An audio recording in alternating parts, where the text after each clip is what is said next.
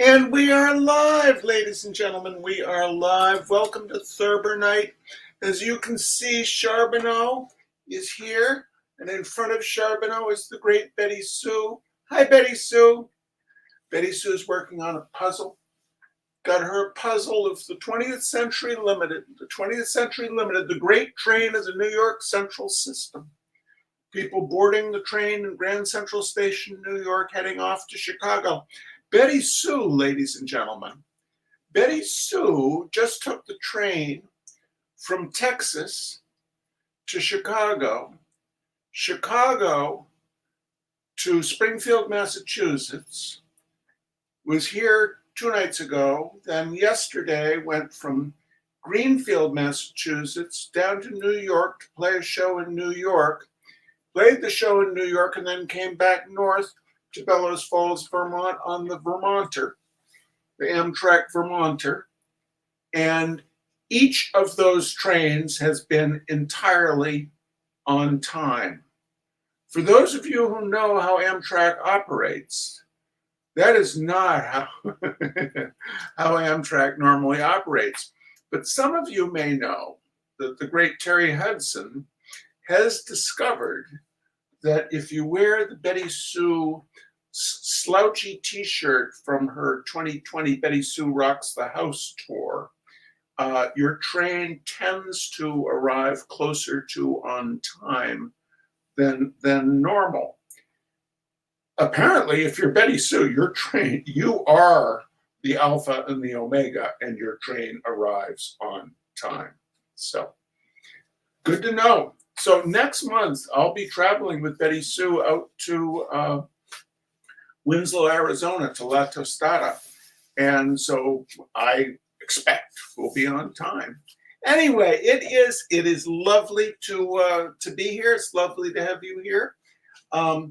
Charbonneau he's been busy watching cooking shows with me, but now that Betty Sue's here, he's not as interested in those as he was.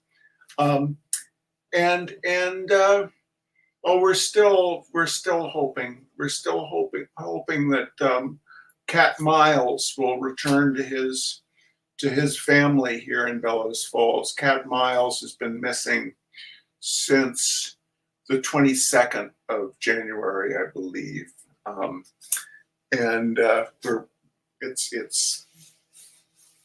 his family misses him terribly. So anyway, Facebook user says, hi, Charlie and Betty Sue. I think Facebook user is probably Ms. Martha Rowley. Nat Hunter. Nat Hunter says, Betty Sue in the house. All right. Oh, and here's Charbo, because things are going on over by this is what he does now, Betty Sue. He sits in front while I'm broadcasting. People can only see the top of his head, but he's staring at the screen, ladies and gentlemen. Anyway, we do have the beneficiary tonight. The Liberal Snowplowing Do-Gooder beneficiary is Rockingham for Progress in the Miss Bellows Falls Diner. And we raised $271. We thank you for that, ladies and gentlemen. We thank you for that. We have a few people to thank. The unidentified ungulate would like to thank the excellent Catherine Fisher, Ms. Martha Rowley, the great Gary Pierce and Aline Cortez down there in Massachusetts. It's almost like Vermont, ladies and gentlemen. Almost like Vermont. Mr. Rick Gabotsky, who just celebrated another go round the sun. Happy belated, Mr. Rick Gabotsky. Oh, out there, the peripatetic, never seen, but always remembered. The great Nonny Moose, in Omaha, Nebraska, where the corn grows high and the dental chair awaits, Mr. John T. Wilhelm.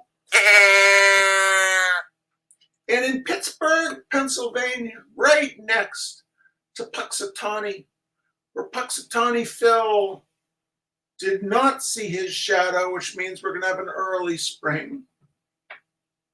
out near Puxatawny, I've got a very, very, very tall cousin, Mr. Nat Hunter, his wonderful wife Elise, and their little tiny dog, Ginger. Thank you, Nat. All right. Tonight's reading, ladies and gentlemen, and Sharbo remains transfixed, staring at the screen.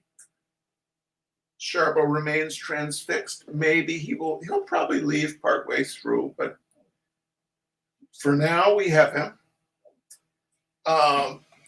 Let's see. Yeah, my brother's here. Will Hunter is here. John Wilhelm is back from the dentist and is here. And Kate Cullors. Hi, Kate Cullors. Anyway, tonight's reading from My Life in Hard Times by James Thurber.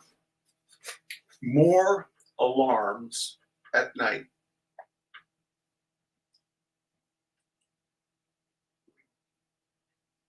One of the incidents that I always think of first when I cast back over my youth is what happened the night.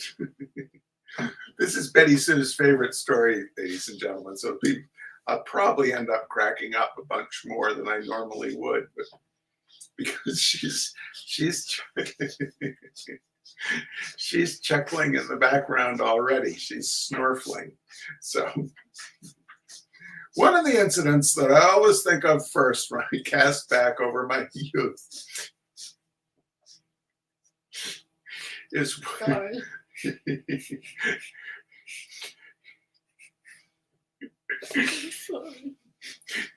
is what happened. Oh, Sharbo is now lying on the keyboard. Sharbo, you gotta go. Okay, are we still there? All right, we're gonna start this again. One of the incidents that I always think of first when I cast back over my youth is what happened the night that my father threatened to get Buck. This, as you will see, is not precisely a fair nor accurate description of what actually occurred, but it is the way in which I and the other members of my family invariably allude to the occasion. We were living at the time in an old house at 77 Lexington Avenue in Columbus, Ohio. In the early years of the 19th century, Columbus won out as state capital by only one vote over Lancaster. And ever since then, it has had the hallucination that it is being followed, a curious municipal state of mind, which affects in some way or other all those who live there. Columbus is a town in which almost anything is likely to happen, and in which almost everything has. My father was sleeping in the front room on the second floor, next to that of my brother Roy, who was then about 16. Father was usually in bed by 9:30 and up again, by 10:30 to protest bitterly against a Victrola record we three boys were in the habit of playing over and over, namely, No News or What Killed the Dog, a recitation by Nat Willis.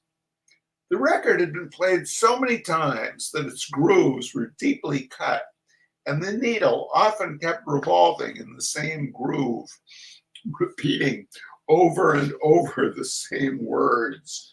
Thus, ate some burnt hoss flesh, ate some burnt hoss flesh, ate some burnt hoss flesh.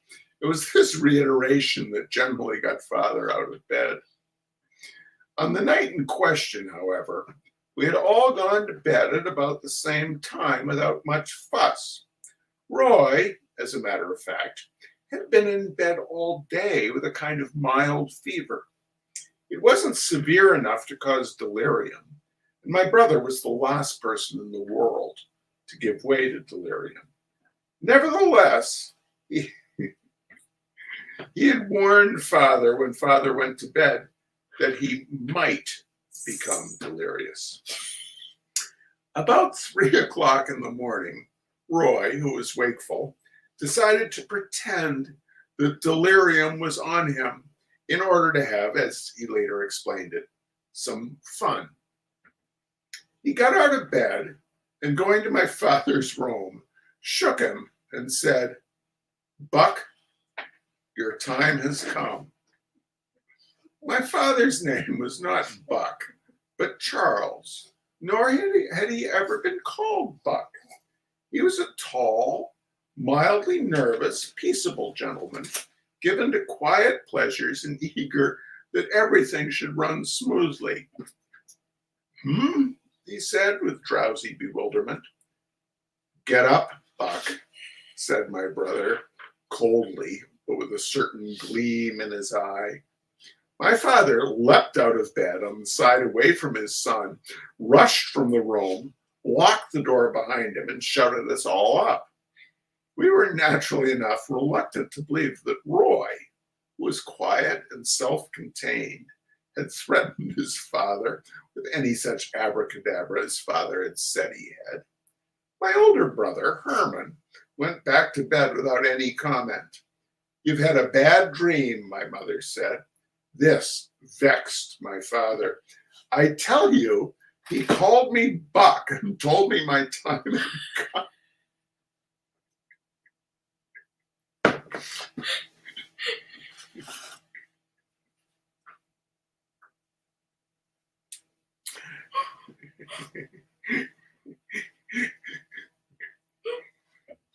"I tell you, he called me Buck and told me my time had come," he said. We went to the door of his room, unlocked it, and tiptoed through it to Roy's room. Roy lay in his bed, breathing easily as if he were fast asleep. It was apparent at a glance that he did not have a high fever. My mother gave my father a look. "I tell you, he did," whispered father. Our presence in the room finally seemed to awaken Roy, and he was, or rather, as we found out long afterwards, pretended to be, astonished and bewildered. "What's the matter?" he asked. "Nothing," said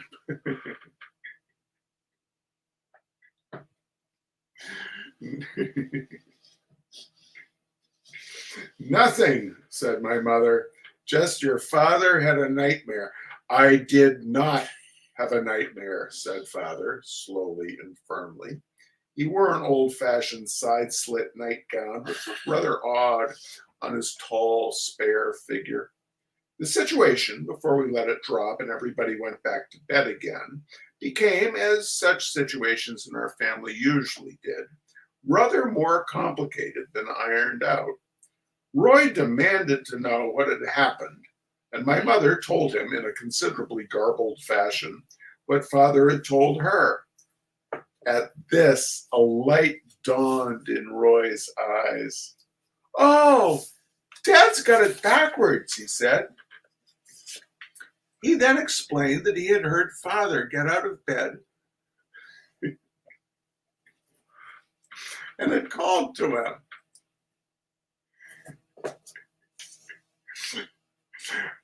"I'll handle this."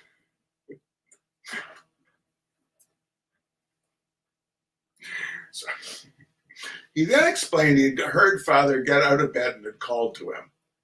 "I'll handle this," his father had answered. "Buck is downstairs." Who is this Buck?" my mother demanded of father. "I don't know any Buck, and I never said that," father contended irritably. None of us, except Roy, of course, believed him. "You had a dream," said mother. "People have these dreams." "I did not have a dream," father said. He was pretty well nettled by this time, and he stood in front of a bureau mirror, brushing his hair with a pair of military brushes. It always seemed to calm father to brush his hair. My mother declared that it was a sin and a shame for a grown man to wake up a sick boy simply because he, the grown man, father, had got on his back and had had a bad dream. My father, as a matter of fact, had been known to have nightmares, usually about Lillian Russell, and President Grover Cleveland, who chased him. We argued the thing for perhaps another half hour, after which Mother made Father sleep in her room. "You're all safe now, boys," she said firmly as she shut the door. I could hear Father grumbling for a long time, with an occasional monosyllable of doubt from Mother. It was some 6 months after that Father went through a similar experience with me. He was, at that time, sleeping in the room next to mine. I had been trying, all afternoon in vain, to think of the name Perth Amboy. It seems now like a very simple name to recall, and yet on the day in question, I thought of every other town in the country, as well as such words and names and phrases as Terracotta, Walla Walla, Bill of Lading, Vice Versa, Hoity Toity, Pall Mall, Bodley Head, Schumann Hike, etc., without ever even coming close to Perth Amboy. I suppose Terracotta was the closest I came, although that is not very close. Long after I'd gone to bed, I was struggling with the problem. I began to indulge in the wildest fancies as I lay there in the dark, such as that there was no such town, and even that there was no such state as New Jersey. I fell to repeating the word Jersey over and over again until it became idiotic and meaningless. If you have ever lain awake at night and repeated one word over and over thousands and millions and hundreds of thousands of millions of times, you know the disturbing mental state that you can get into. I got to thinking there was nobody else in the world but me, and various other wild imaginings of that nature. Eventually, lying there thinking these outlandish thoughts, I grew slightly alarmed. I began to suspect that one might lose one's mind over some such trivial mental tic as a futile search for terra firma, piggly wiggly, gorgonzola, Prester John, Arc de Triomphe, Holy Moses, layers and penates. I began to feel the imperative necessity of human contact. This silly and alarming tangle of thought and fancy had gone far enough. I might get into some kind of mental aberrancy unless I found out the name of that town in New Jersey and could go to sleep. Therefore, I got out of bed, walked into the room where Father was sleeping, and I shook him. He mumbled. I shook him more fiercely, and he finally woke up with a glaze of dream and apprehension in his eyes. "What's the matter?" he asked thickly. I must indeed have been rather wild of eye, and my hair, which is unruly, becomes monstrously tousled and snarled at night. "Was it?" said my father, sitting up in readiness to spring out of bed on the far side. The thought must have been going through his mind that all his sons were crazy, or at the verge of going crazy. I see that now, but I didn't then, for I'd forgotten the Buck incident and did not realize how similar my appearance must have been to Roy's the night that he called my father Buck and told him that his time had come. "Listen," I said, "name some towns in New Jersey."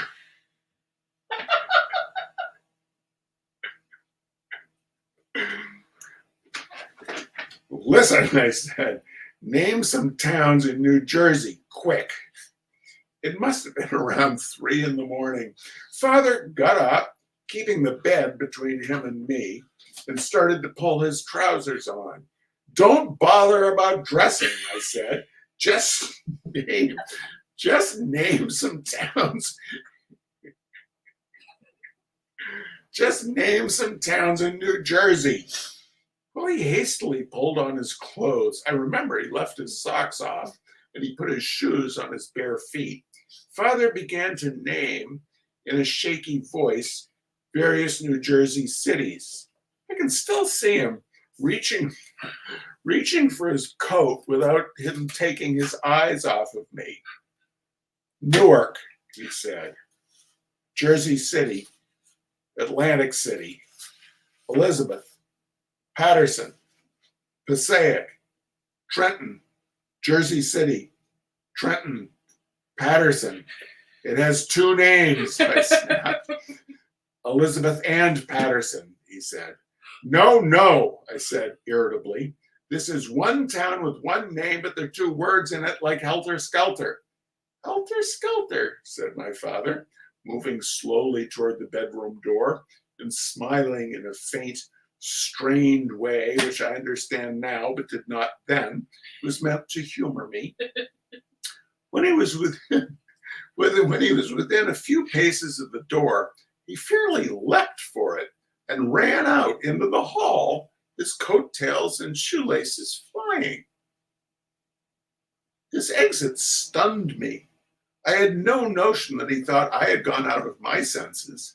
I could only believe that he had gone out of his, or that, only partially awake, he was engaged in some form of running in his sleep.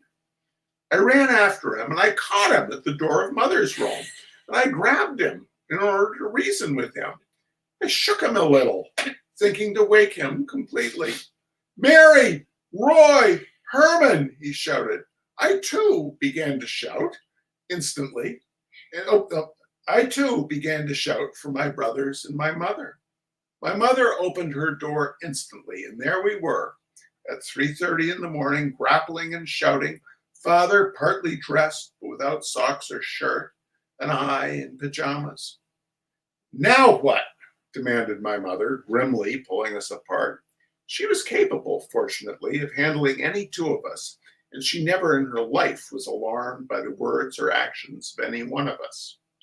Look out for Jamie, said Father. He always called me Jamie when he was excited. My mother looked at me.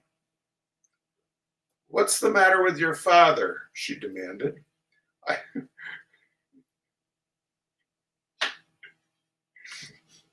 I said, I didn't know. I said he'd gotten up suddenly, dressed, and run out of the room. Where did you think you were going? Mother asked him. He looked at me. We looked at each other, breathing hard, but somewhat calmer. He was babbling about New Jersey at this infernal hour of the night, said Father. He came to my room and asked me to name towns in New Jersey. Mother looked at me. I just asked him, I said. I was trying to think of one and I couldn't sleep. You see, said Father triumphantly. Mother did not look at him. Get to bed, both of you, she said. I do not want to hear any more out of you tonight. Dressing and tearing up and down the hall at this hour in the morning. She went back into her room and shut the door. Father and I went back to bed. Are you all right? He called to me. Are you? I asked. Well, good night, he said. Good night, I said. Mother would not let the rest of us discuss the affair the next morning at breakfast. Herman asked what the hell had been the matter. We will go on to something more elevating, said Mother. All right, ladies and gentlemen. All right. Thank you for joining us tonight. We'll be back next week. with the next chapter in My Life in Hard Times. You take good care out there. Bye-bye.